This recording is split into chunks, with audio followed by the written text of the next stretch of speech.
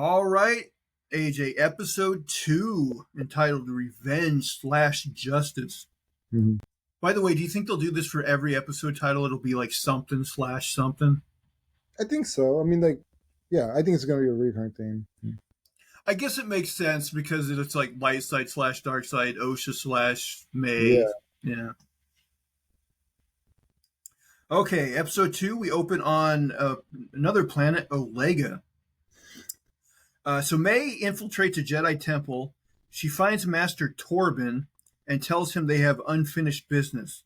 She asks him to attack her with all his strength. Again, apparently this is like an Acolyte thing too, like ask him to attack you with all their strength. But he doesn't move. In fact, he's like one of these silent monk types who's just like floating in a trance. She tries to attack him, but he's good at shielding himself with the Force. So she keeps trying to attack him, but can't get through his Force field. Her presence is discovered, so she flees. OSHA tells Jecki how to fix the ship.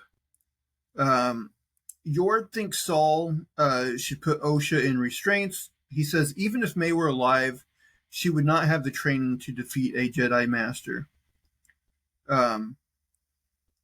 And Saul's says that OSHA hasn't trained in 6 years as a Jedi, so it's unlikely that she would be able to defeat a Jedi Master as well. Yeah. So Yord says they could be working together, meaning May and OSHA. Saul says not to let fear affect his judgment. So Saul tells Vernestra about May and how he suspects her. Vernestra says she thinks that he is correct and tells him about the break-in at the temple in Olega. So Vernestra asks Saul to go investigate Olega and to bring OSHA with him because she might be a valuable asset. May meets with a man named Kimir. She tells him how she couldn't hit Torben and asks Kimir to make a poison.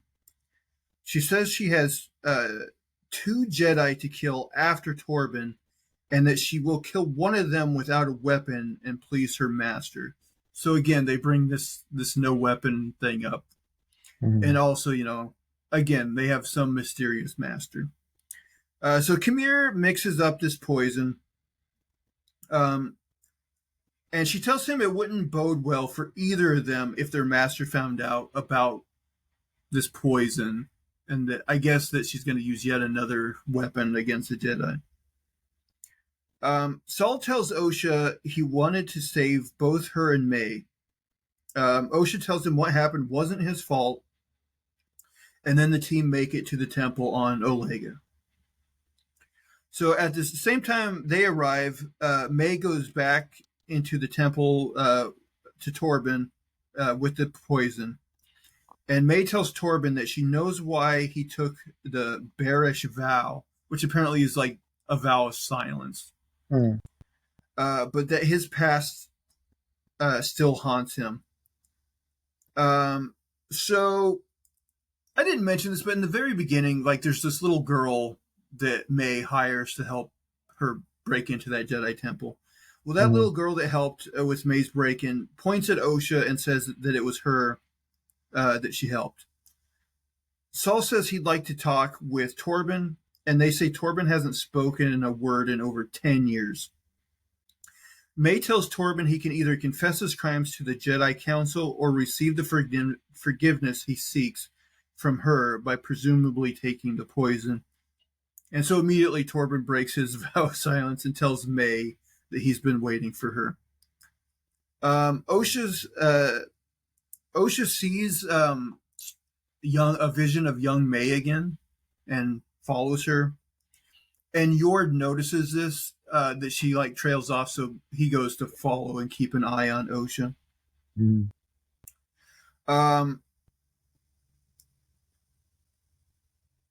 So Torben asked May to forgive him, and that he thought they were doing the right thing back in the day with whatever happened. He then drinks the poison.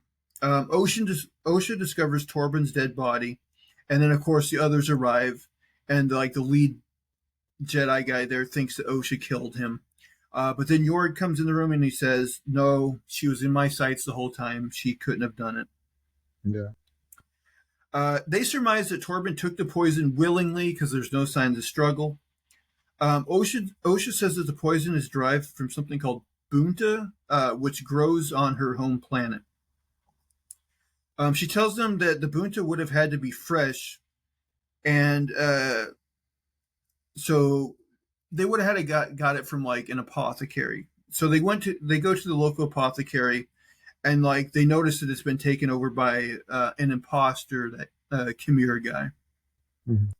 So they plan to have Osha pretend to be May and go talk to him and like record him. So for a moment, Khmer thinks the poison wasn't used, and like says that their master will be pleased. This is after Osha like puts on a purple cloak to dress as May and goes in there. I believe Khmer even has a line that like, "Oh, you look just like her," so like he puts it together because she's acting funny or whatever. He puts it together that it must be Osha, I guess. Although, now thinking about it, does that make sense? Because we find out here in a bit that that May is surprised to find out that Osha is still alive. So, like, if she didn't know she was still alive, how would this guy have any idea? Yeah, that's a good point. I don't know. Unless he's just like, this obviously isn't May, so, like, whatever you did, you look exactly like. I don't know. Anyway, the others show up and question Khmer. He says that he is just May's supplier. He says May wants revenge on 4 Jedi, and that if they want her, she'll be back at the shop tonight. Saul doesn't want Osha to confront May because she is too angry and wants revenge. He asks her for a chance to save May now since he failed when she was a child. And so Osha kind of reluctantly agrees to that. Osha says the 4 Jedi are the ones that were stationed on Brendok, which would be Indara, Torben, Kelnaka, and Saul. Saul asks Osha to have faith in May. She shakes her head, so he says, "Well, then have faith in me." So now, outside of the apothecary, Saul confronts May, and they begin to fight. He is curious why she attacks without a weapon. Again, they bring this up. She grabs for and misses his saber. So again, it seems like she's after a lightsaber really bad, but she never took Indara's. So I don't know. Hopefully they'll have an answer for that. Saul discovers by using the Force that even May doesn't know who her master is. This is another thing where I'm like, maybe the Force powers are too strong, like, to give him that much information. Because I know the Force has been used as like the Force mind trick to where like on weak minds they can convince like, like a dumb stormtrooper to like forget I was here or something like that. But I don't know if I've ever seen them use the Force to this extent of like, reading someone's mind. Yeah. And also, like, May is also a Force user herself, so you would think she would have somewhat of a defense against, someone using the Force on her in that way. But again, the Force kind of does what the writers need it to. Yeah. So Saul tells May that Osha is alive, but she doesn't believe him. And so, like, Jackie, the Padawan, like, is in the ship above and puts a spotlight on her, and they're about to arrest her. But she just basically uses the Force to, like, kick up a dust cloud, and she's able to get away. And part of me is like, okay, but then these other guys are, like, experienced Force users, and the Force can do all this stuff, but it can't, like, find her. I don't, you know what I mean? It seems like she shouldn't have been able to get away from this, like, simple tactic, but it totally works. Look, man, a lot of Star Wars doesn't make sense to me. Like, how do they keep finding people on other planets? They don't seem that advanced. Like, they're kind of like it's like a mixture of like advancement with the droids, but then also like helter skelter, like just people just barely getting by, going to saloons, like. But at the same time, like they can accurately pinpoint a Wookiee on another. Like, it's weird. What's funny in Star Wars too is like there's no planets like Earth. Like every planet is either like an ice planet, tropical planet, forest planet, ocean planet. It's always like just one, or desert planet. It's always like one thing rather than like a bunch of things. And then maybe every planet just has one podunk town in it, like, or one like city in it, and they're like, that's where we'll land and that's where we'll find whoever we're looking for. Like, apparently no planet has multiple civilizations. Yeah, they're all like, yeah, you're right. They're all podunk towns. Like, how do you do that? It's an entire planet, man. I mean, I guess there are places like Coruscant that are like big cities as well, but like there always seems to just be like one like civilization per planet rather than like Earth where there'd be like all over the planet. Right, yeah. Hmm. Um okay, so yeah, she kicks up the dust storm and escapes. So we get this weird scene where like May like takes this guy's car, but then like OSHA sees her and like puts a gun on her, and then May just happens to look and they meet eyes, and she's like, "Oh, OSHA, like you are alive." And then like OSHA shoots at her, but like seemingly misses on purpose, or at least I think that's the sense we're supposed to get. Yeah. And that allows her May to get away. We get a scene where Vernestra tells Sol they must meet to discuss next steps. So this confused me a little bit because like he's like why do we have to talk about this? Like we know where she's going. We shouldn't waste time talking. Which if that's true, I'm like, yeah, he makes a lot of sense. And the fact that Vernestra is like trying to slow him down makes her look sus again. But then a part of me is like, how does he know where she's going? Like, I don't like unless he used the force on her, but she doesn't even know where she's going until the next scene. So I don't know how he would have known where she was going. I mean, they have this amazing technology to pinpoint people on planets, man. Like, so there is some writing here that I'm not sure adds up completely. Because yeah, the very next scene is May meets up with that Khmer guy again and threatens him for like setting her up. But he says he can get her out of the city and to a place called Kofar, which is where the Wookiee Jedi lives. So on Kofar, we are introduced to the Wookiee Jedi Kelnaka, who scares off some scavengers, and that's how the episode ends. Again, not a cliffhanger ending, really, kind of a dud ending in my opinion, but like it was fine. But yeah, that's what I'm saying is like even if he like even when Saul used the Force on May, at that point she did not know where she was going next. So like him telling Vernestra like, "Oh, we know where she's going next," doesn't really make sense to me. Like, how would he have known? Yeah, I don't know. You definitely watched it more carefully than I did, so you're asking all the right questions. I don't know. Well, when I have to like stop and take notes, it almost forces me to pay too much attention to it in a way. Yeah. It really ruins the show when you can like find all these inconsistencies. That's true. I probably would like some of these shows we read more if I didn't take detailed notes.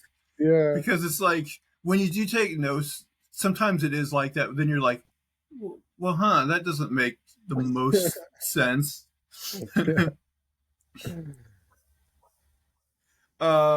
So yeah, I think there's definitely some writing inconsistencies here. But I do like that they at least introduce that mystery of like you know, the mysterious Acolyte master, and like even May doesn't know who it is. Um, I guess I could pull like a real Fight Club, and when that person's unmasked, it also looks exactly like her. Oh yeah, okay. It's like they were triplets, not twins. Or it was the same person the whole time. They found it or whatever. Well, that's the other Two thing. I was like, forces split up, huh? I was like, could they do this like funky thing where like it really is just one of them that has like a split personality, but they're so powerful with the Force, they like project themselves like in another place. I don't think that's possible, especially since they actually see each other. That's true, yeah. But who knows, man, what the future holds for the Force in the Star Wars universe. That's yeah, that's one thing, because at the beginning of this, I was like, I kind of like that they're using the Force more than they have, but there is a danger if they make the Force like way too powerful, especially since this takes place hundreds of years before. Because then at some point you're just like, well, how come in the Star Wars later on they didn't use all these powers that would have came in extra special handy? You know what I mean? Yeah. But anyway, AJ, that was the first 2 episodes of Star Wars: The Acolyte. So yeah, I think I'm going to score 6.5 out of 10. Would you be around the same, you think, or? I would say so, yeah. Yeah, to me it was just okay. Um,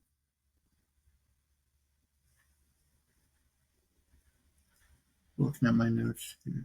What did this compare to Ahsoka? What did we give Ahsoka in the first 2 episodes? Do you remember? You know, I was trying to remember that. I would have to go back. Yeah. I want to say we were around the same, maybe a little bit higher for Ahsoka, but I think a similar thing. I think we were kind of like cautiously optimistic with Ahsoka. Like there was things we liked and other things we were like so on. So I bet we were 6.5 or 7. Yeah. Would be my the way it guess. ended, I was definitely like happy with it. It's too bad that dude died, but I'm very curious about whoever they replace him with, that guy's storyline. Oh, with Ahsoka. Yeah. And Ray Stevens' death. Yeah, Ray Stevens. Yeah. I think they did announce that they are doing, like, it's not a surprise, I guess, but they are doing Ahsoka season 2. So, oh yeah, yeah. I mean, they haven't announced like, I mean, because yeah, it seemed like it would be hard to just write his character off rather than replace him. Because it definitely seemed like they were going to go somewhere with his character. And also his character was one of the more intriguing aspects of Ahsoka, so I would certainly hope so. Mm-hmm.